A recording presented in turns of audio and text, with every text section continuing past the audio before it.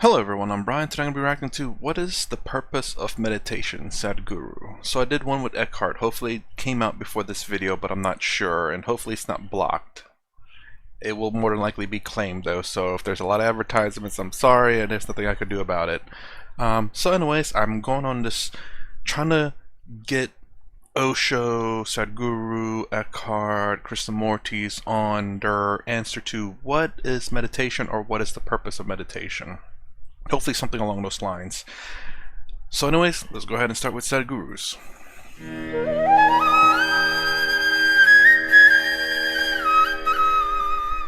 Sadhguru, I read in one of your question answer sessions that you were referring that even meditation is not the thing. Like, I mean, maybe it's a confusion to me, right? Buddha didn't meditate much, though his followers did. It's just a state of ecstasy which people get into. Is it that, like, of course, I meditate and get the feeling of bliss and ecstasy, and it remains throughout the day. Is that enough for a spiritual journey? I'm a bit confused. It's enough incentive. It's only an incentive. Ecstasy is only an incentive.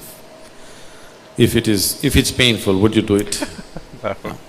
So you feel blissful and ecstatic, that's only an incentive, that's not the goal. So Buddha was ecstatic? No, Buddha was never ecstatic. Did you ever see him dancing? He just sat like this. That's different. If I ask you to sit like that, would you sit? No. You need some incentive. So, just creating that sweetness in the system is an incentive. And above all, if you are feeling ecstatic within yourself, you become a better human being, isn't it? Aren't you? When you're very happy, aren't you a wonderful human being? Only when you're unhappy, you're a nasty human being, isn't it? I try not to be. Isn't it so? When you're happy, you're a wonderful human being, everybody is, isn't it? I try to always be happy and generally am. So keeping you ecstatic, a dose of ecstasy in the morning, the world is feeling better. If everybody in Hyderabad started off in an ecstatic way in the morning, Hyderabad would be a wonderful place, isn't it? They start with tension, so it's something else is happening. So ecstasy is not the goal of meditation. It is just an incentive to keep you going, because otherwise you wouldn't go. So what is meditation? The purpose of… if we have to look at the purpose… I'm sorry, I had this in another video, just in case it's your first time hearing me say this. To me, meditation, my understanding was, which was a video that I did earlier, which Ram Dass and Sri Swami, I don't know how to pronounce his name, but what they said that Westerners understood about meditation, which is what I understood about it, is the fact that it's just a way of relaxing. Now, as I watch these videos, I've come to learn that meditation is a bit more than just relaxing. And Ram Dass, or the other one, I can't remember who's the one that said it, but you know, he says, yeah, Westerners come and ask for meditation, and you know, even though that's not the true purpose of meditation, but you know, if it helps them relax, then I help them with that, and then if they want to know more what meditation is, then I teach them more, which honestly, that's fantastic, because again, get people interested in it and then have them discover what its true purpose is. They don't necessarily have to learn right away, but you know, it's a starting point. So meditation for me, the purpose was relaxing. If you sit in meditation, slowly it will become like this. Your body is here, your mind is out there, what is you is somewhere else. Once these three things are happening separately, once there is a space between you and the body, between you and the mind, this is the end of suffering. Once the fear of suffering is taken away, only then you will keep your instinct of self-preservation down, otherwise you won't keep it down. As long as the fear of suffering is there, you will not keep the instinct of self-preservation down. The only reason why you are naturally not spiritual is because you have empowered your instinct of self-preservation too much. All the time it is trying to make you like a bubble in the world, separate bubble, not willing to mix with anything. So unless you keep your instinct of self-preservation down, you will not become spiritual in any way. You will not know life as one happening. You will always be an individual, trapped.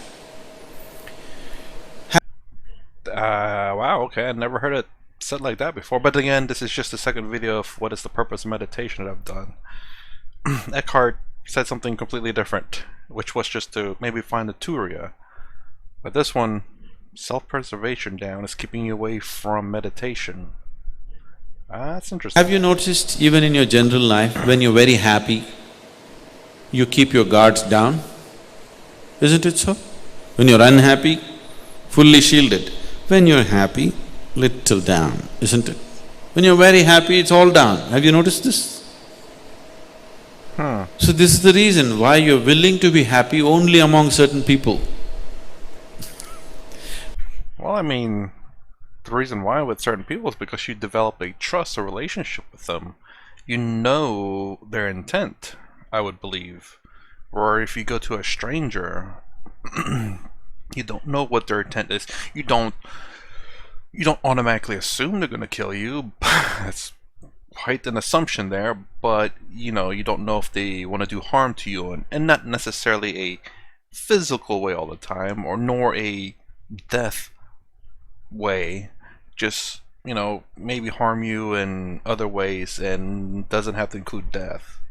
That's the reason why I believe most people, that's the reason why I believe why he says this. It's the fact that, you know, I mean, that's just what I think a lot of people believe. It's the reason why they're happy among certain people is because they have good relationship. Even among friends, they could not be happy among them because, you know, something went sour. It's not the fact that you fear death from them, but it's just that you have a bad relationship. Because you don't know how to be just happy and still know where to stop life when it has to be stopped. You're willing to be happy only with 5 people in your life because you think that is the only safe atmosphere where you can be happy, because you have always understood happiness as a certain vulnerability. See, just say you walk on the street and you smile at anybody, they'll look like this. Why? What's their problem smiling back at you? What are they going to lose? They think if I smile, he may exploit me. How will he exploit you? If he comes to pick your pocket, you can stop him. If he smiles, even a pickpocket smiles at you, why can't you smile at him? What is the problem? Just try today and see, just go out and smile. People who look like this, they're surprised, somebody is making me vulnerable to life. They want to go on the street like rocks, they want to go home and become life. Doesn't work. After some time you become a rock there also. If you want to be life, you must practice it everywhere, isn't it? I will say though, especially with modern technology, it seems like we're all kind of becoming rocks, like he's saying. You know, we don't tend to interact with people anymore. We're just the travel between destinations is just a means to get somewhere and not a way of interacting with people. And what I mean by that, it's like, you know, you when you go from your house to the grocery store, then you don't even then when you get to your destination, a grocery store, you just go shopping and keep to yourself, and then you go out. It's something I noticed with one of my friends actually, is that especially what's going on right now in the world. You know, there's this pickup thing where you can actually order online and then drive out there and they'll deliver it to your car. You don't even have to go inside the store to say hi to people, or to, you know, it's like, oh, how you doing, you know, just to even to smile at strangers. I mean, I don't necessarily do. I mind my business. If someone says hi, I say hi back. Smile and say hi back. I don't go in there, it's like, hey, how you doing, you know, shaking their hands or anything, but, you know, just to smile and say hello. I don't initiate it, but I reciprocate it. Initiate, reciprocate. But yeah, it seems like modern technology is separating us from the world. Eventually, I don't think that's what it's necessarily talking about, but it's just something to observe. It's like we're getting more and more separated when technology is supposed to be bringing us closer together, communicating halfway across the world so easy, but yet we are so far apart. Not just distance-wise. So, Meditation gives you that space between you and your body, between you and your mind. Whatever suffering human beings have known, it has either entered them through the body or through the mind. Do you know any other kind of suffering? There are only two kinds of suffering, isn't it? Once you have a distance from these two things, this is the end of suffering. Once the fear of suffering is taken away, only then you are willing to venture into other dimensions of life. Otherwise, no matter what I tell you, you are only looking for safety. Okay, wow, that was quick too. So basically, wow, I mean, he's right, you know, we are constantly aware, not letting our guards down when we go out, because you never know. I mean, there's been so many weird things happening, especially as the media grows too, where you start to see things that are going on around the world. You know, you're no longer kind of kept into this little localized place and only hear localized news. Now news is worldwide and you can see all these crazy things. And I watch Mr. Ballin on YouTube, and he talks about some crazy stories about people doing some crazy stuff there. I actually will pretty much watch all his videos on his channel because it's very fascinating about certain things humans do. Again, I'm quite interested in human psychology, in reasoning why people do things, but there are some people out there who will do things without reason, and that's kind of scary, weirdly enough.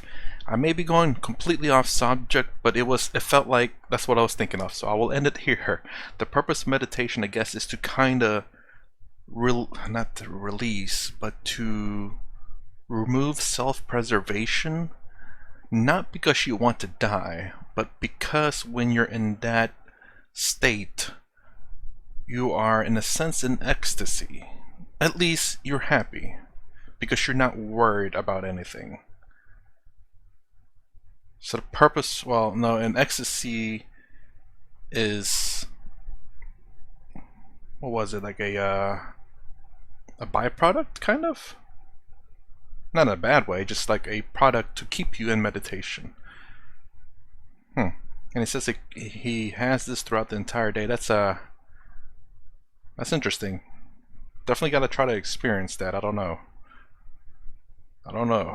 It's weird to think that to be always happy. I don't know why I fear that. It's kind of weird.